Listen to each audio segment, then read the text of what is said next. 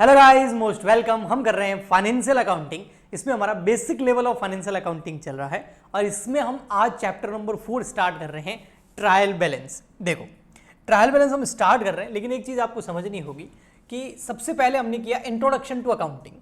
ठीक है, हमने क्या किया? Introduction to accounting. So introduction to accounting करने, यानी कि इंट्रो किसका? अकाउंटिंग का।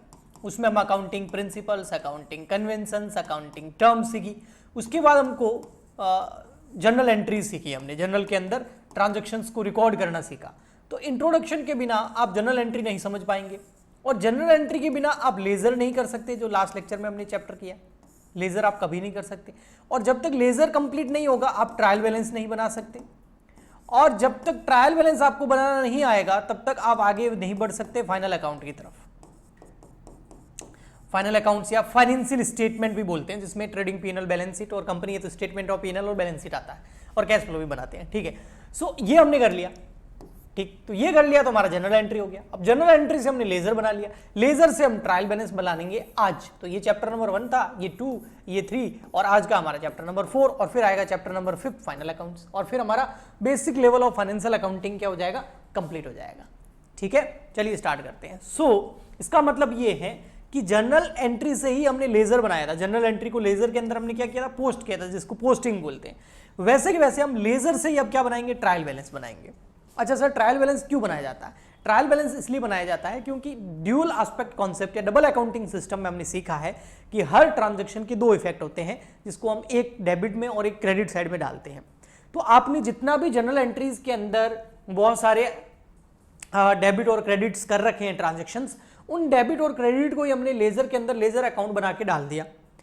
डेबिट वाला डेबिट साइड में और क्रेडिट वाला क्रेडिट साइड में, ये हमने किया। हाँ, तो आपने जितना भी जनरल एंट्री को लेजर के अंदर ट्रांसफर किया है, जिसको हम पोस्टिंग बोलते हैं, डेबिट और क्रेडिट साइड में, तो क्या वो सारा का सारा डेबिट और क्रेडिट साइड में आपने एकदम सही से ट्रांसफर किया है?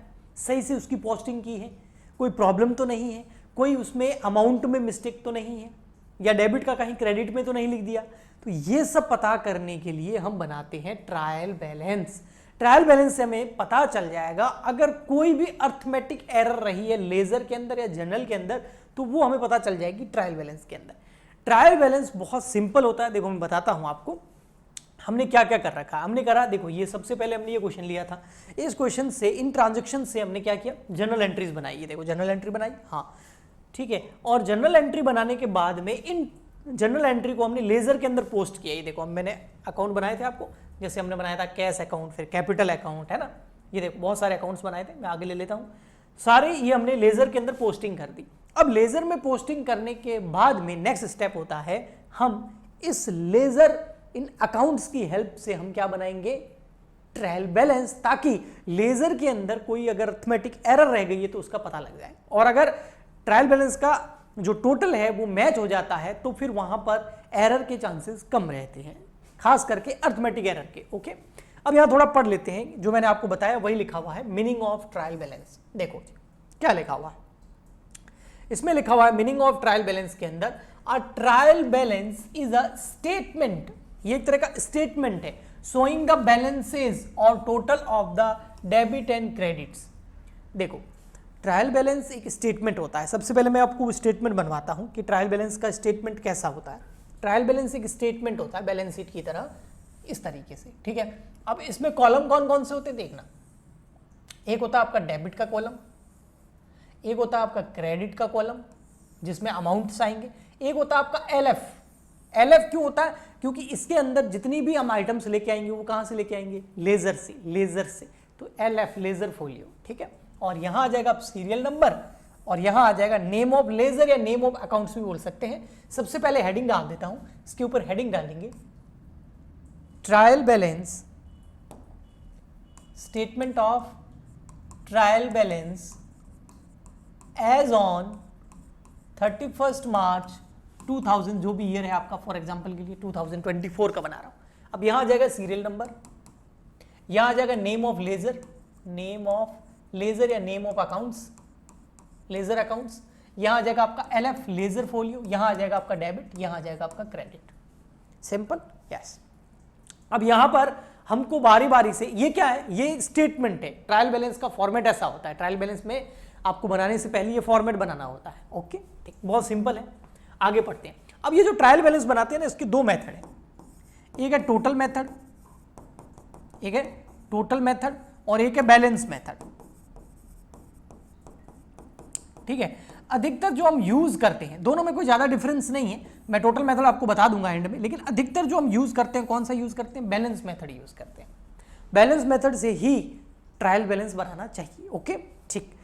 सो अब बैलेंस मेथड से कैसे ट्रायल बैलेंस बनाते हैं, तो उसके लिए क्या करते हैं हम, जितने भी बैलेंस कहाँ के, लेजर के अंदर हमने बैलेंस निकाले थे प्रीवियस लेक्चर के अंदर, ये कंटिन्यू सीरीज आ रही है ना, तो सबसे पहले हमने एक क्वेश्चन की जनरल एंट्री करी, फिर उसी क्वेश्चन से हमने लेजर में पोस्ट करा और आज हम उसी लेजर से ट्रायल बैलेंस बना रहे हैं। तो उस जो लास्ट लेक्चर के अंदर हमने लेजर बनाए थे, तब मैंने उनके बैलेंसेस निकालने सिखाए थे। ये देखो ये बैलेंस, ये देखो सारे अकाउंट्स के हमने बैलेंस निकाले थे, है ना। तो वो जो बैलेंस हमने निकाले थे, उस बैलेंस की हेल्प से ही हम ट्रायल बैलेंस बनाएंगे बैलेंस मेथड के अंदर।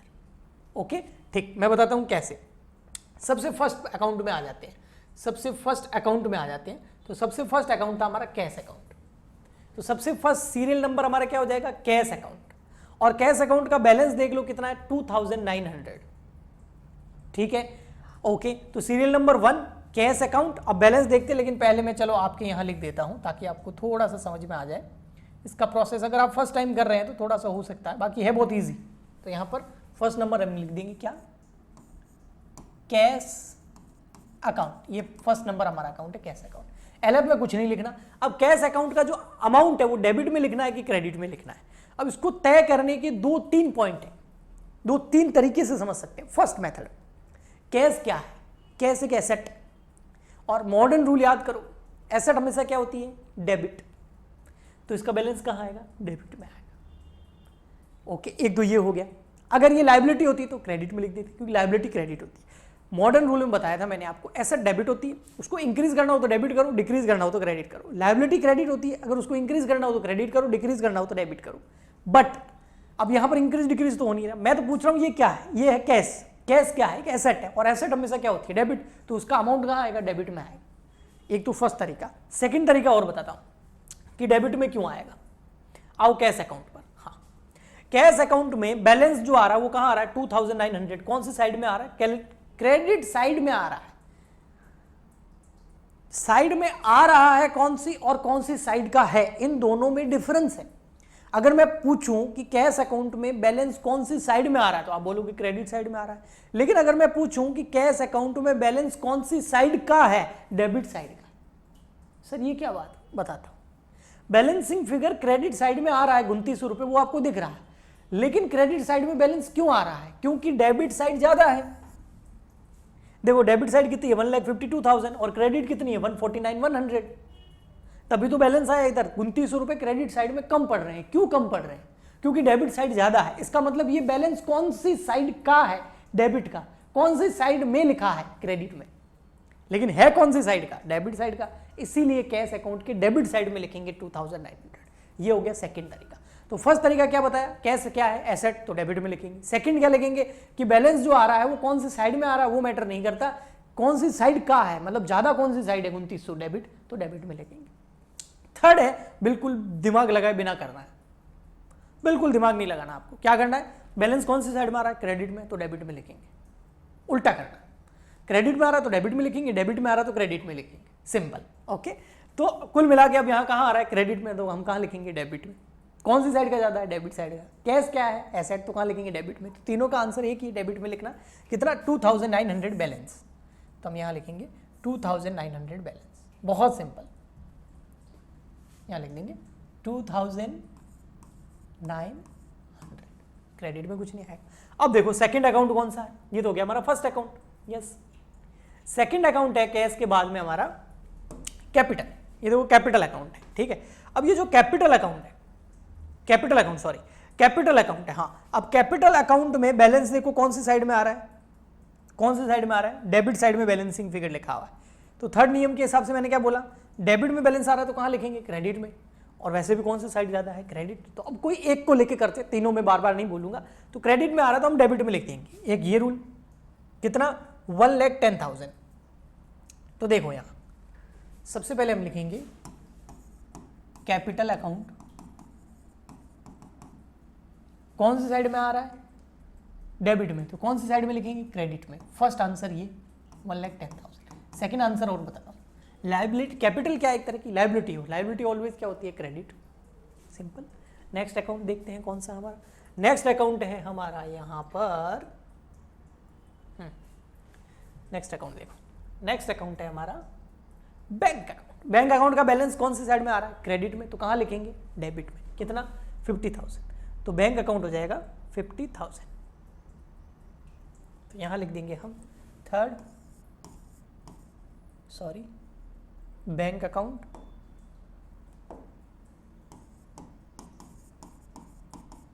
अच्छा 50,000 कौन सी साइड में? क्रेडिट में आ रहा है तो कहां लिखेंगे? डेबिट में। और दूसरा बैंक क्या है? एसेट, और एसेट हमेशा क्या होती है? डेबिट। तो दोनों रूल से वही सेम आंसर आना है आपका। ओके, नेक्स्ट अकाउंट देखते हैं कौन सा है।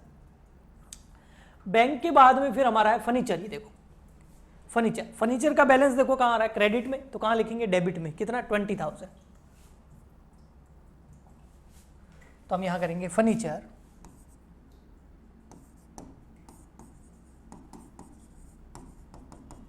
कहां आ रहा है? क्रेडिट में। लिखना कहां है? डेबिट में, 20,000। और वैसे भी फर्नीचर क्या है? एसेट, और एसेट क्या होती है? डेबिट। ऐसे भी समझ सकते हैं। नेक्स्ट है फिर हमारा फर्नीचर के बाद में परचेज। अब ये देखो परचेज क्या है सर, तो दो तरीके से बताता हूं। सबसे पहले परचेज अकाउंट है, हाँ बैलेंस कौन सी साइड में आ रहा है? क्रेडिट में। तो हम कहां लिखेंगे? डेबिट में। याद रखना कितना? 72। तो पहले मैं लिख देता हूं,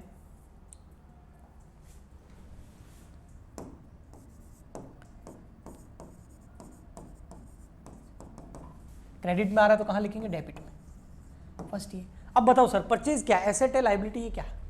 तो देखो परचेज करने से क्या होता था? स्टॉक इंक्रीज होता था, एसेट इंक्रीज होती थी, डेबिट करते थे। परचेज अकाउंट ऑलरेडी डेबिट होता था हमेशा, है ना? क्या परचेज किया? गुड्स, तो स्टॉक बढ़ता है ना? यस। नेक्स्ट है हमारा फिर परचेज के बाद में, हाँ हेमा ट्रेडर्स। क्या है? हेमा ट्रेडर्स। अब सर ये हेमा ट्रेडर्स क्या है? हेमा ट्रेडर्स देखो बैलेंस कहां आ रहा है? इसका बैलेंसिंग फिगर आ ही नहीं रहा। हेमा ट्रेडर का बैलेंसिंग फिगर है ही नहीं सर, कहीं बैलेंस नहीं आ रहा तो ट्रायल बैलेंस में नहीं लिखेंगे। बैलेंस होगा तो आगे ट्रांसफर करेंगे ना, बैलेंस है ही नहीं तो क्यों करेंगे? अच्छा बैलेंस क्यों नहीं है? क्योंकि दोनों साइड की आ गई इक्वल, तो हेमा ट्रेडर को रहने दो। ठीक। नेक्स्ट सेल्स का बैलेंस कहां आ रहा है? ये देखो डेबिट साइड में आ रहा है। कहां आ रहा है? डेबिट साइड में। तो इसको हम कहां लिख देंगे? क्रेडिट साइड में। 52,000।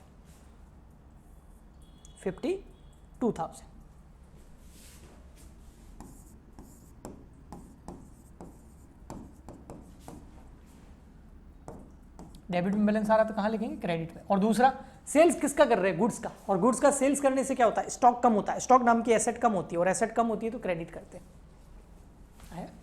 ठीक।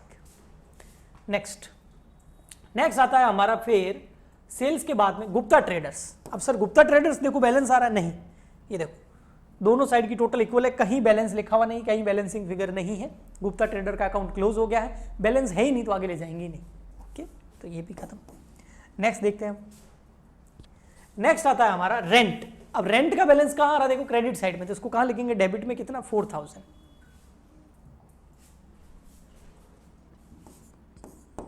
क्रेडिट साइड में बैलेंस आ रहा है तो हम कहां लिखेंगे? Debit side. कितना? 4,000। क्या सर एसेट है? क्या लायबिलिटी? नहीं, इस पे नॉमिनल रूल लग रहा है। ये एक्सपेंसेस है। All expenses and losses are आप बताओ debit. Okay simple, yes sir. Next है रेंट के बाद में ट्रेड एक्सपेंस। ट्रेड एक्सपेंस का बैलेंस कहां आ रहा है? क्रेडिट साइड में। तो कहां लिखेंगे? डेबिट में। कितना? 1,000।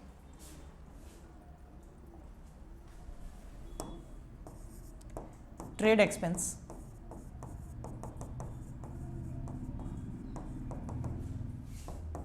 अच्छा डेबिट में क्यों लिखेंगे? एक्सपेंस से, एक्सपेंस ऑलरेडी क्या होता है? डेबिट। नेक्स्ट है sir purchase return. Purchase return का बैलेंस कहां आ रहा है? देखो क्रेडिट में। तो कहां लिखेंगे?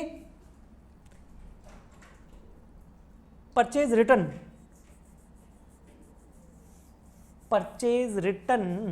एक मिनट, इसकी जनरल एंट्री देखनी पड़ेगी, कहीं रॉन्ग तो नहीं किया हमने। परचेज रिटर्न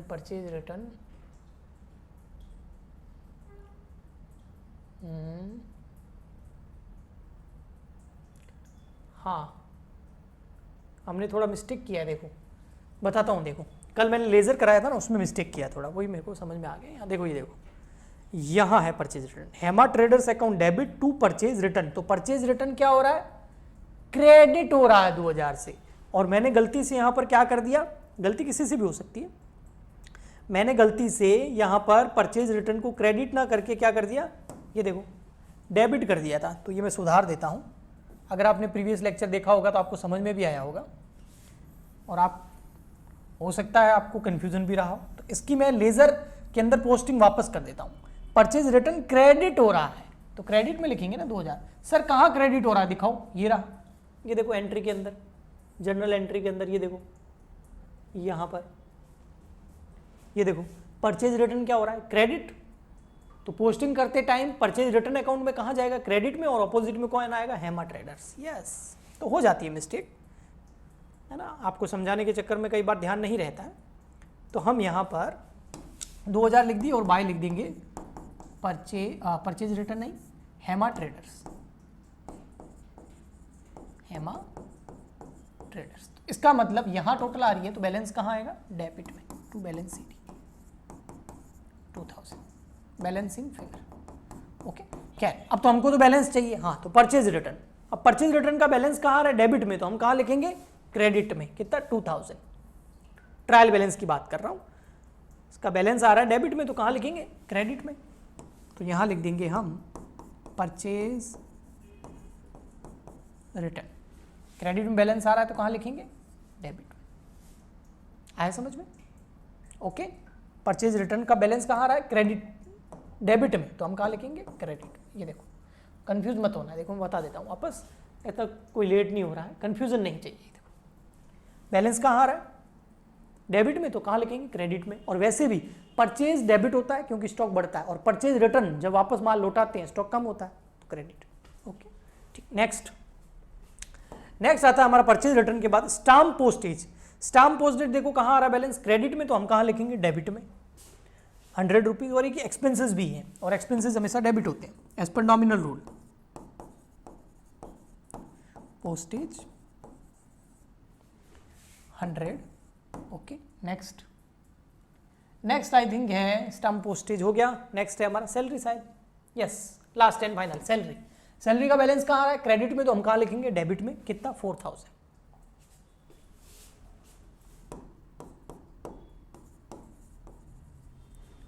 और वैसे भी सैलरी एक एक्सपेंस है, और एक्सपेंस ऑलरेडी क्या होता है, डेबिट।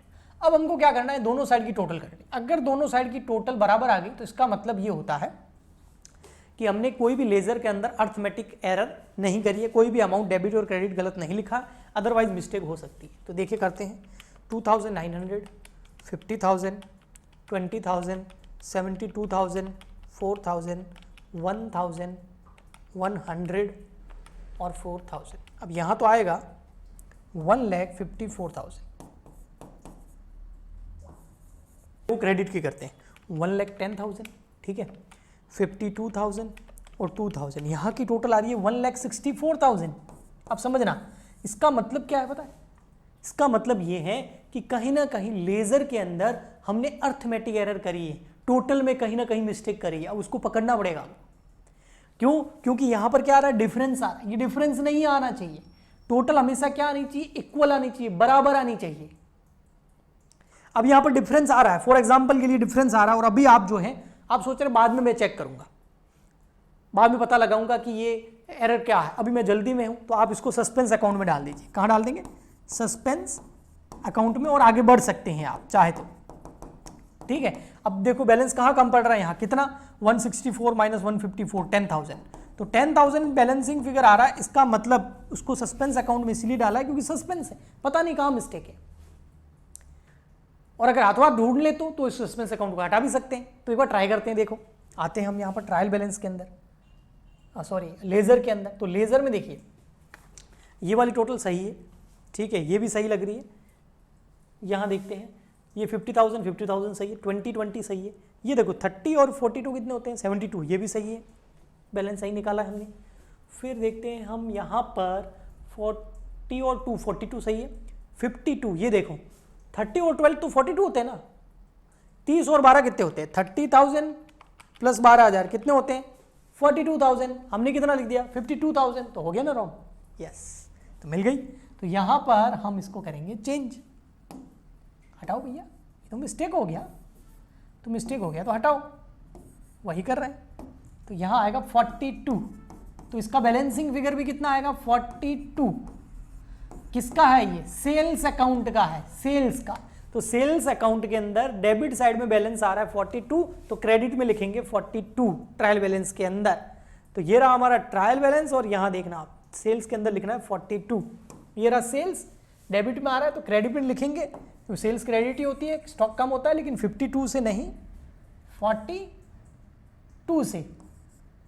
किससे 42 से, सॉरी।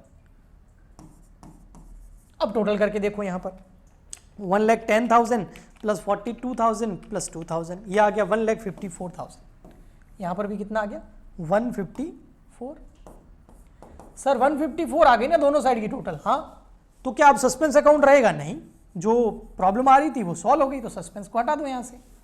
आगे ले जाएंगे नहीं, क्योंकि आगे ले जाएंगे तो फिर फ्यूचर में हमें नेक्स्ट ईयर में कभी ना कभी इसको रेक्टिफाई करना पड़ेगा, वो एरर ढूंढ के। तो ये पूरा सिस्टम होता है। ट्रायल बैलेंस मैच हो गया है। आया समझ में? आई होप आपको काफी अच्छे से समझ में आया होगा। बट एक मेथड हो रहा है, ये बैलेंस मेथड था, एक मैंने बोला था टोटल मेथड होता है। अब टोटल मेथड में पता क्या करते हैं, डेबिट और क्रेडिट दोनों साइड में अमाउंट लिखते हैं। कैसे, मैं बताता हूं।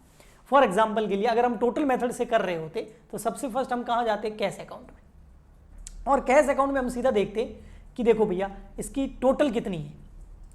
सर टोटल है डेबिट की 152 और क्रेडिट की भी 152। नहीं, क्रेडिट की 152 नहीं है, क्रेडिट की है 1,49,100। ये तो मैंने बैलेंस निकाला था। फिर मतलब बैलेंस नहीं निकालना, सीधी टोटल कर लो आप। तो डेबिट की है 152 और क्रेडिट की है 149,100, तो ये ट्रायल बैलेंस में हम यहां लिख देते, टोटल मेथड यूज करते, तो फॉर्मेट यही रहता, बस फर्क क्या होता, यहां लिखते 152, यहां लिखते 149,100।